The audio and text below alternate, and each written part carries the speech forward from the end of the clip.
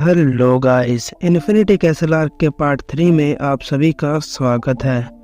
इस चैप्टर की शुरुआत में हमें डोमा का पास्ट दिखाया जाता है, जहां डोमा की आंखों का कलर रेनबो की तरह था और डोमा को उसके पेरेंट ने एक स्पेशल चाइल्ड समझा था। वो सोचते थे कि डोमा भगवान से बात कर सकता है, तो डोमा के पेरेंट्स ने एटर्नल पैराडाइज कल्ट की शुरुआत की, जहां डोमा सभी लोगों की परेशानी का हल देता था। उसके पेरेंट ने उसे गद्दी तो दे दी, उसने अपनी पूरी जिंदगी में एक बार भी भगवान से संदेश नहीं पाया। शुरुआत में लोग आते थे और डोमा को तकलीफें बताते थे।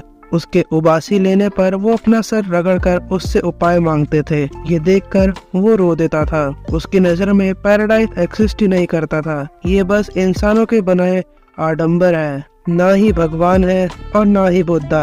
ये सिंपल है। इंसान इतने सालों से रह रहा है बिना सोचे कि उनके मरने के बाद कुछ नहीं बचेगा। उनका दिल, दिमाग सब रुक जाएगा और वो मिट्टी में दफन हो जाएंगे। तुम धरती पर हो, यही तुम्हारा सौभाग्य है। मैं इन दुखी लोगों की मदद करना चाहता हूँ और यही कारण है कि मैं जन्मा। अब प्रेजेंट में शिनोबू का 5वां पॉइजन भी नाकाम हो जाता है और शिनोबू भी थक गई है और अब तो उसका जहर भी काम नहीं कर रहा है। तभी शिनोबू यूज करती है insect breathing dance of dragon compound eyes hexagon, जहाँ डोमा कहता है कि ये अब तक की सबसे तेज आशिरा है जिससे मैं लड़ा हूँ। इससे पहले हम आगे बढ़े, वीडियो को लाइक कर दो और चैनल को सब्सक्राइब कर दो ताकि मुझे मोटिवेशन मिले और आपको वीडियो की नोटिफिकेशन। तभी डोमा के हमले से शिनोबू घायल हो जाती है और अपने घुटनों पर आ जाती है, जहाँ डोमा कहता है कि मुझे जहर से फर्क नहीं पड़ेगा, तुम्हें सिर्फ मेरा सर काटना होगा। मुझे हराने के लिए अगर तुम सिर्फ स्पीड यूज करती तो तुम जीत सकती थी, लेकिन वो भी काम नहीं करता क्योंकि तुम छोटी हो। और ये बात शिनोबू को सोचने पर मजबूर करती है कि अगर मेरी बॉडी थोड़ी बड़ी होती या फिर मैं थोड़ी बड़ी होती तो मैं जीत सकती थी। और अब मुझे समझ आ रहा है कि कनाए तब क्या कहना चाहती थी कि शिनोबू तुम भी उस डीमन के हाथों मारी जाओगी, पर वो कह नहीं पाई। तभी शिनोबू के सामने कनाए की सोल आती है और उसे खड़ा होने को कहती है और कहती है कि रोने और हार मानने से कुछ नहीं होगा और तुमने मुझसे वादा किया था और तो और तुमने कनाओं से भी वादा किया था। वो शिनोबू को हौसला देती है। तभी शिनोबू खड़ी हो जाती है, जहां वो डोमा की बातों को नजरअंदाज कर यूज करती है insect breathing dance of centipede 100 leg bellows. वो तेज हो जाती है और इस बार डोमा को उसके अटैक देखने में भी दिक्कत हो रही थी और इस बार डोमा उसकी हावरी को भी काट देता है। तभी शिनोबू उसकी छाती में तलवार डाल उसे छत से टांग देती है।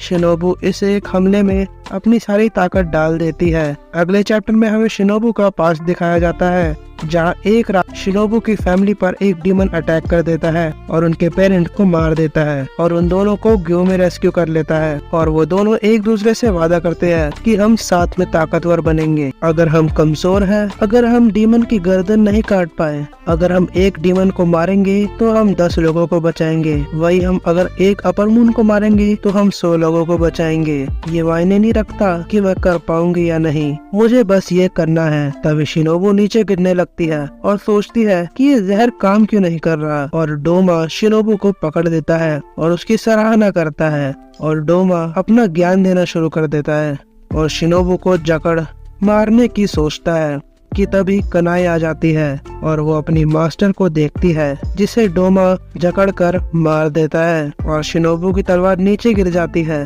तभी कनाओ यूज करती है फ्लावर ब्रीदिंग 4th फॉर्म सैफलर रोब, लेकिन डोमा सही समय पर नीचे आ जाता है और शिनोबू को अपने अंदर अब्सॉर्ब कर लेता है और कहता है कि आज तो एक के बाद एक सुंदर खाना खाने को मिल रहा है। फिर सीन शिफ्ट होता है और हमें जेनित्सु दिखाया जाता है, जिसने अपने टारगेट को ढूंढ लिया है और वो उसे बाहर आने के लिए कहता है और वो डीमन कहता है कि तुम ताकतवर जरूर हो गए हो, लेकिन अपने सीनियर का हमेशा सम्मान करना चाहिए। वो डीमन जेनित्सु का मजाक उड़ाता है और जेनित्सु सीरियस होकर कहता है कि तुम अब मेरे सीनियर तो रहे नहीं, तुम अब एक नॉर्मल डीमन हो और यहीं ये चैप्टर खत्म हो जाता है। आपको वीडियो कैसी लगी कमेंट सेक्शन में बताएं। वीडियो अच्छी लगी हो तो लाइक करना, चैनल पे अगर नए हो तो सब्सक्राइब करना। मिलते हैं अगली वीडियो में, तब तक के लिए गुड बाय।